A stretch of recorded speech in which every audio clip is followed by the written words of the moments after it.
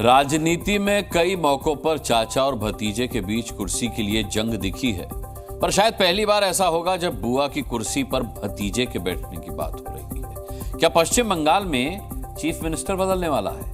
ममता बनर्जी के बाद क्या उनके भतीजे अभिषेक बनर्जी का कुर्सी पर बैठना तय हो चुका है?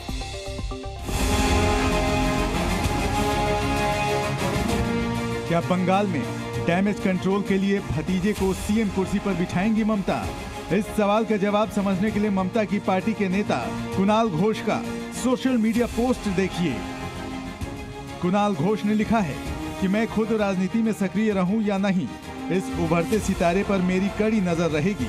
हालांकि वे उम्र में छोटे हैं, लेकिन जब तक मैं तृणमूल कांग्रेस में सक्रिय हूं, वो मेरे नेता हैं। मैंने बहुत दिनों तक ममता दी को देखा है, अब मैं अभिषेक को भी देख रहा हूं। जल्दी और अधिक परिपक्व बने, आधुनिक तौर तरीके, भावनाओं के साथ तकनीक मिल गया है। अभिषेक ज्यादा तेज हैं। समय के नियम के मुताबिक ममता दी के बाद अभिषेक बंगाल के मुख्यमंत्री बनेंगे। टीएमसी के राष्ट्रीय महासचिव और सांसद अभिषेक बनर्जी का आज 37वां जन्मदिन है।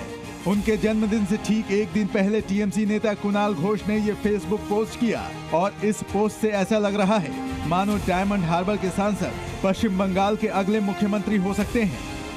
पश्चिम बंगाल का लीडर होने का जिसका एबिलिटी है, क्षमता है, जनता जिसको ग्रहण करता है, जनता जिसके लिए खड़ा रहते हैं, देखने के लिए, बात सुनने के लिए, पश्चिम बंगाल के ममता दी का बाद अभिषेक बंदोपाध्याय। क्या ममता बनर्जी खुद अपनी मर्जी से ऐसा होने दे रही हैं या अभिषेक का पार्टी में दखल बढ़ रहा है?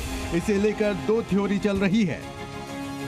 पहला, ममता बनर्जी खुद ही अपनी पार्टी का चेहरा बदलना चाहती हैं ताकि अगले चुनाव में नए चेहरे पर वोट मिले। दूसरा, टीएमसी में ममता बनर्जी के मुकाबले अभिषेक बनर्जी का कद बड़ा हो गया है। हाल में कोलकाता में ट्रेनी डॉक्टर रेप मामले में विवाद के बाद संभव है ममता ने ऐसा फैसला लिया हो। बीजेपी का दावा है कि कुर्सी पर चाहे ममता हो या अभिषेक, बात एक ही है। तृणमूल कांग्रेस का एक सोचा समझा साजिश है।